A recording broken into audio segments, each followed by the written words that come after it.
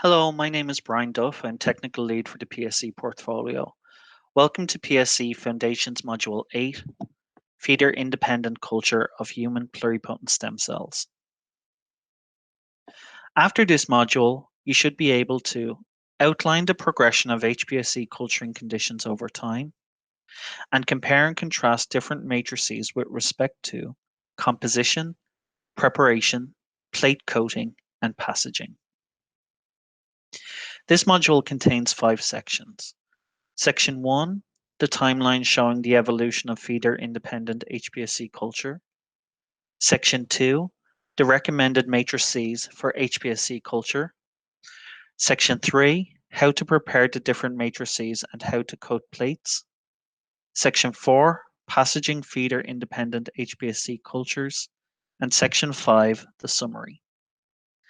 Sidebar sections will highlight applications and other useful information related to the curriculum. Here, figure 1 shows an image of a human pluripotent stem cell colony in feeder-free conditions. Section 1, the timeline of feeder-independent HPSC culture. In 1998, Jamie Thompson and his colleagues at the University of Wisconsin derived the first 5 human embryonic stem cell lines designated H1, H7, H9, H13, and H14. The inner cell mass of the blastocyst was extracted and plated onto inactivated mouse embryonic fibroblasts, or IMEFs, also known as feeder layers, in an 80% DMEM, 20% FBS-based medium, also containing glutamine, beta-mercaptoethanol, and non-essential amino acids. This work was pivotal as it was the first time that human embryonic stem cells were cultured in vitro. In 2000, when deriving the first clonal H9 cell lines, H9.1 and H9.2, Michael Amit, in collaboration with the Geron Corporation and James Thompson's lab in Wisconsin, decided to switch out FBS for COSER, again to help reduce variability. They noticed that when FBS is missing, the media needs to be supplemented with BFGF in order for the PSCs to be maintained in an undifferentiated state. It is important to note that the use of feeder layers is still required when using COSER, so at this time, fully defined conditions for the culture of HPSCs were still elusive. In 2001, Chun-Hu Hsieh was the first to replace the use of feeders with a matrix to mimic the extracellular environment in vivo. They used Matrigel, a substrate that had been used for decades for culturing different cells in vitro. It is a protein mixture secreted by mouse sarcoma cells that resembles the extracellular environment found in many tissues. However, they found that in this application, they still required growth factors secreted by the MEFs to support the growth of human ES cells. So although they had replaced the feeder layer from the human ES culture, they still required MEF-conditioned media to support the growth of human ES cells in vitro. It wasn't until 2006 that Tennille Ludwig from the Thompson lab described a fully defined, feeder-free system for the in vitro culture of human ES cells. This was a pivotal turning point. Now researchers had much more control over their culture environment. We had finally reached a point where huge sources of lot-to-lot variability, such as FBS and feeders, were removed from the culture, which yielded a much more controlled growth of HPSCs in the lab. The culture medium was completely xeno-free and had the name Teaser 1, which stood for Tennille's Special Recipe 1. When YCell licensed this medium to STEMCELL the following year, in order to make the medium in a cost-efficient way while maintaining defined conditions, Teaser 1 was modified and expensive components such as human serum albumin were replaced with bovine serum albumin. This modified medium became known as Modified Teaser 1 or M Teaser 1. The original Teaser 1 xeno-free medium went on to be commercialized as Teaser 2. The following year, in 2007, Shinya Yamanaka's breakthrough reprogramming technology meant that researchers concerned about the ethical considerations of using embryonic tissue to study pluripotency was no longer a concern. Induced pluripotent stem cells, or iPSCs, were now a reality.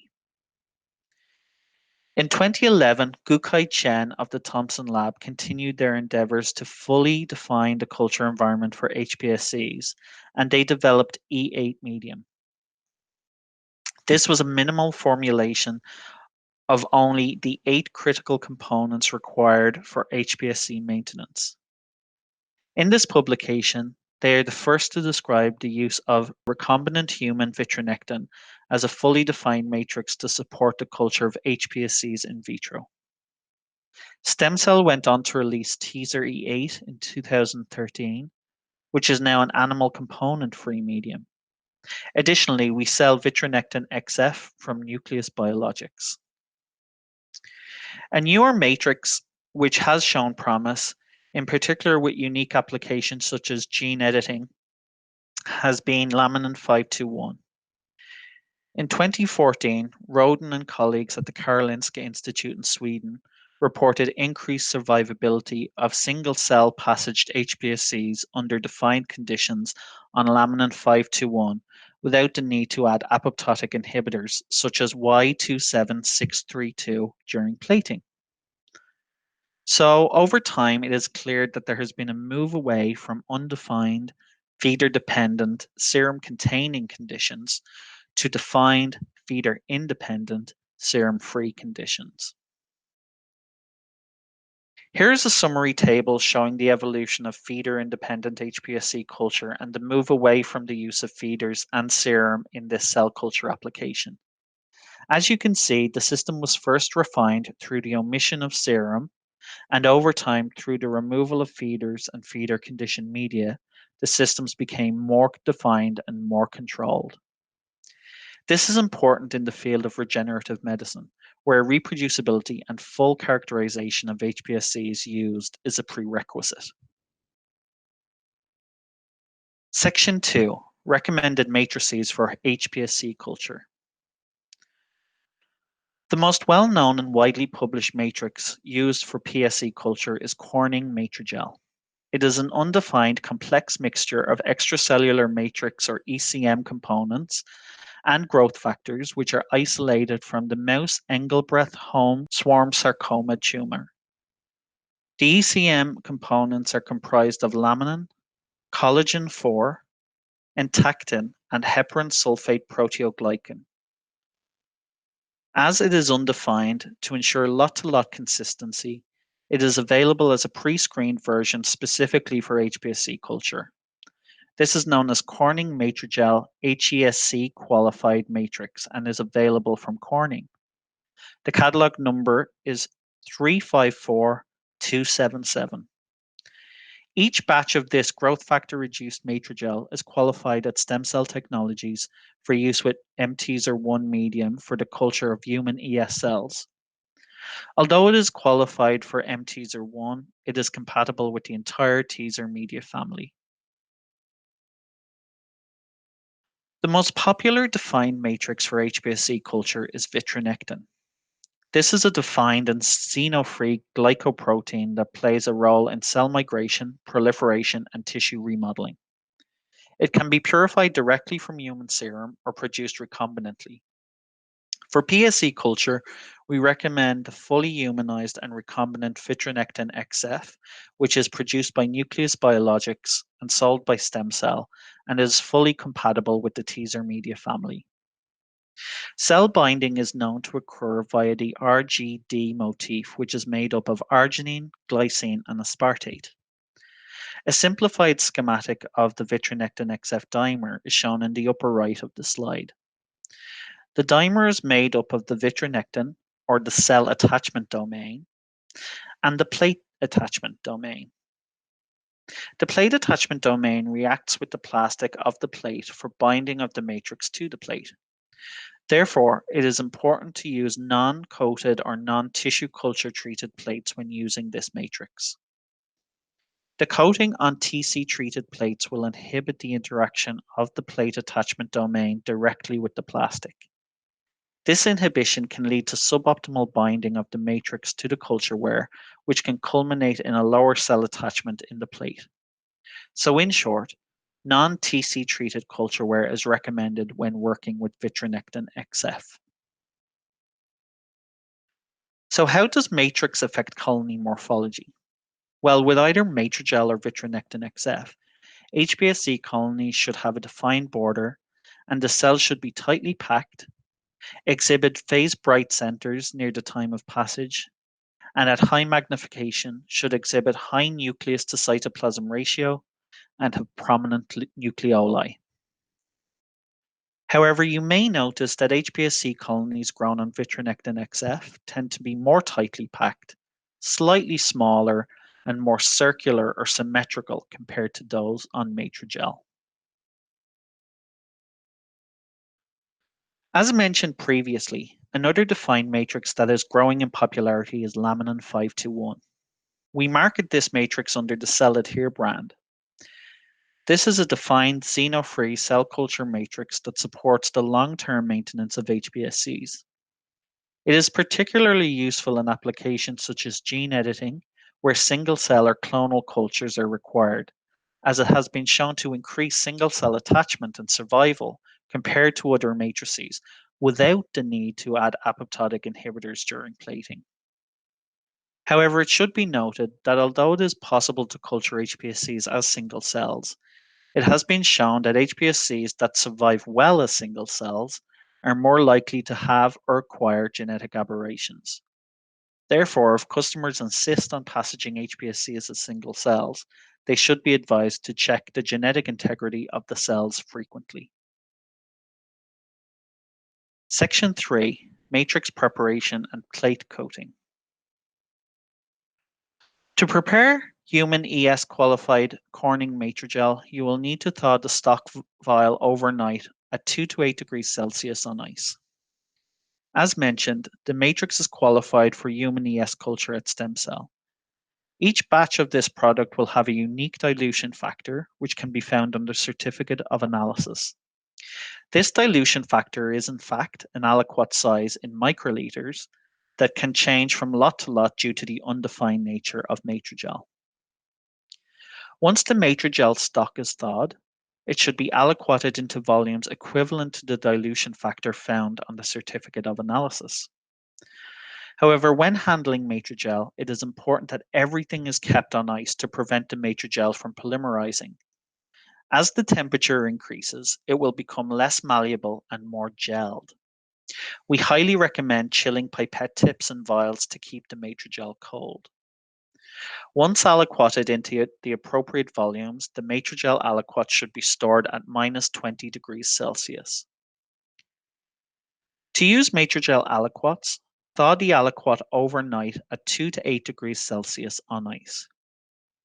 Each aliquot volume has been optimized to coat 4 6-well plates. The aliquot should be diluted in 25 ml of cold DMEM F12. 1 ml of the diluted Matrigel should then be added per well of a 6-well plate.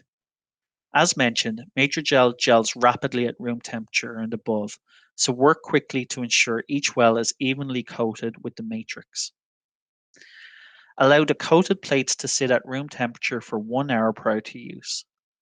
If the user is in a hurry to use coated cultureware, they can place the coated plates in a 37 degrees Celsius incubator for 30 minutes prior to use.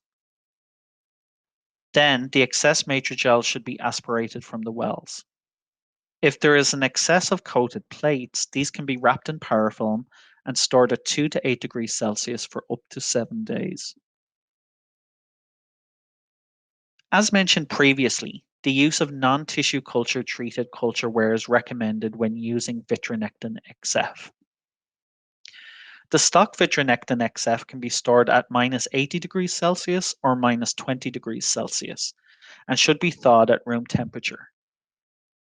Unlike Matrigel, there is no requirement to keep everything cold when preparing vitronectin XF. The stock concentration is 250 micrograms per mil. Using cell-adhered dilution buffer, dilute the vitronectin XF to a working concentration of 10 micrograms per mil in a polypropylene tube. Therefore, if you were coating one 6-well plate, you would require 6 mils, and you should add 240 microliters of the vitronectin XF stock to 6 mils of cell-adhered dilution buffer. It is important to use this buffer rather than other buffers such as PBS as the diluent. We have found in-house that when PBS is used in place of cell-adhered dilution buffer, cell attachment can decrease significantly. Also, it is important to use polypropylene tubes when preparing diluted vitronectin XF. The use of other plastics could cause protein adhesion to the tube and suboptimal cell attachment. Once diluted, coat each well of a 6-well plate with 1 ml of diluted vitronectin XF. As we are using non-tissue culture treated plates here, the hydrophobicity of the plastic will be evident, and the culture ware will have to be rocked back and forth to spread the vitronectin XF evenly across the surface. Like Matrigel, allow the coated plates to sit at room temperature for 1 hour, or if the user is in a hurry to use the coated cultureware, they can place the coated plates in a 37°C incubator for 30 minutes prior to use. Then, excess matrix should be aspirated and the coated plate should be washed once with cell-adhered dilution buffer prior to adding media. If there's an excess of coated plates, these too can be wrapped in parafilm and stored at 2 to 8°C for up to 7 days. Cell-adhere laminin 521 comes in 100 micrograms per ml stock. It should be thawed at 2 to 8°C and may be stored for up to 3 months at this temperature. Dilute in PBS with calcium and magnesium to a final concentration of between 5 to 10 micrograms per ml. This concentration is cell dependent and should be optimized for each application. However, if you're switching from a different matrix, cells tend to benefit from a higher concentration for the first few passages. Once diluted, coat each well of a 6-well plate with 1 ml of diluted laminin 521. Unlike Matrigel or vitronectin, this matrix requires a longer incubation. Seal the plates with parafilm and incubate at 2 to 8°C overnight, or if a more rapid coating is required, incubate at 37°C for at least 2 hours prior to use. Aspirate the laminin 521 when cells are ready to be plated. Any remaining plates can be sealed with parafilm and stored at 2 to 8°C for up to 4 weeks. Section 4. Passaging feeder independent HPSC cultures. Passaging or subculture of cells is the process by which some of the cells from a growing culture are transferred from the previous culture into a fresh culture vessel or environment. This action prolongs the life of the culture and allows the culture to grow or expand by providing an environment of fresh nutrients and space to grow. In feeder-free conditions, HPSCs are ready to be passaged when the majority of colonies are large and compact and they have dense centers which may appear phase bright under a phase contrast microscope. It is common that colonies would be merging together at this time also. For detailed passaging protocols, please refer to teaser technical manuals. But in short, the culture should be assessed morphologically and areas of differentiation should be marked and removed. If passaging with releaser, this step is not necessary once the incubation time has been optimized for the cell line. Colonies can be detached by one of 2 ways. Enzymatically using dispase, followed by mechanical scraping of the semi-detached colonies. Image A depicts a dispase-treated culture where the colony edges have begun to lift away from the plate. Dispase is not recommended for passaging when vitronectin XF is the matrix of choice. Or non-enzymatically using chemical dissociation reagents such as gentle cell dissociation reagent or GCDR, or releaser, followed by scraping for GCDR and tapping for releaser treatment. Image B shows a GCDR treated culture. Brightness on the periphery of the colonies is indicative of GCDR treatment, where the reagent causes the cell-to-cell and cell-to-matrix interactions to weaken. Image C shows a releaser-treated culture where the cell-to-cell and cell-to-matrix interactions of HBSCs are weakened compared to that of differentiated cells, which should remain bound to the plate after treatment. The liberated clumps are then triturated into smaller clumps and split into new matrix-coated plates. Perform media changes as dictated by the media until the cells are ready for the next passage.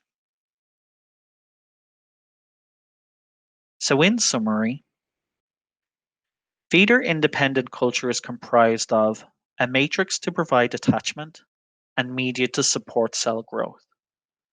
Since the genesis of HPSC culture in 1998, there has been a trend to move away from undefined feeder-dependent and serum-containing conditions to defined feeder-independent and serum-free conditions. Recommended matrices for HPSC culture include HESC qualified Matrigel, Vitronectin XF, and Laminin 521. Matrigel is undefined, while Vitronectin XF and Laminin 521 are fully defined recombinant matrices. Matrigel should be kept cold during preparation and plate coating to prevent polymerization. The use of non-tissue culture treated plates is recommended for optimal cell attachment when using Vitronectin XF. Laminin 521 has been shown to increase single cell survival and attachment without the need for apoptotic inhibitors during plating. HPSC colonies cultured on Vitronectin XF are typically slightly smaller, more tightly packed, and more symmetrical than HPSC colonies cultured on Matrigel. Enzymatic passaging is not recommended for HPSC cultures on Vitronectin XF. Thank you for your attention.